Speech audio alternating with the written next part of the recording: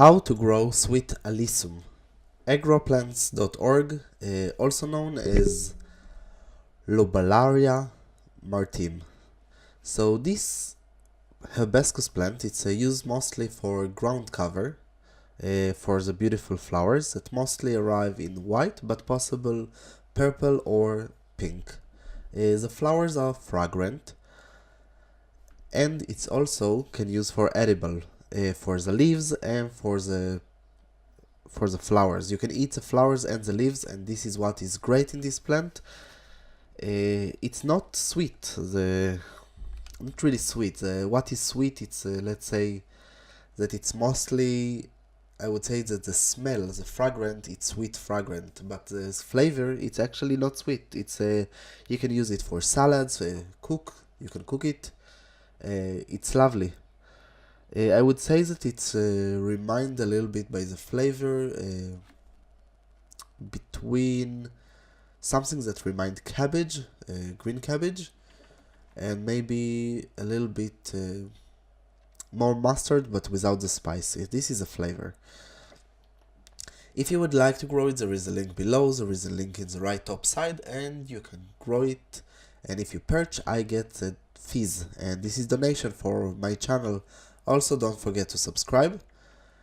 This is really help to this channel to grow. So some information, except that it's edible. It can grow in variety of climate: Mediterranean, subtropical, temperate, or tropical climate.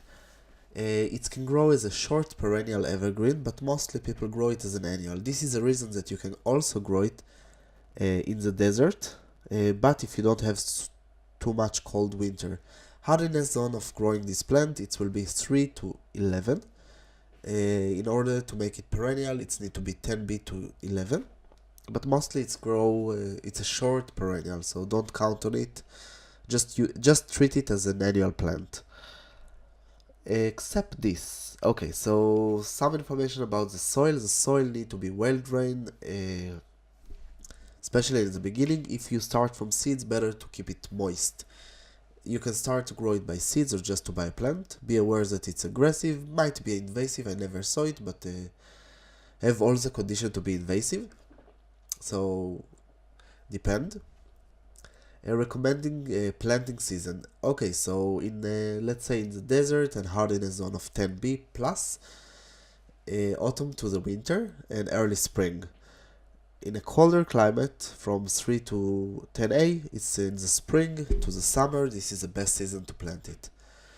The height of the plant, it's mostly 5 to 20 centimeter. Mostly it's keep between something like 10. It's been 2 to 8 inches. Mostly it's 4.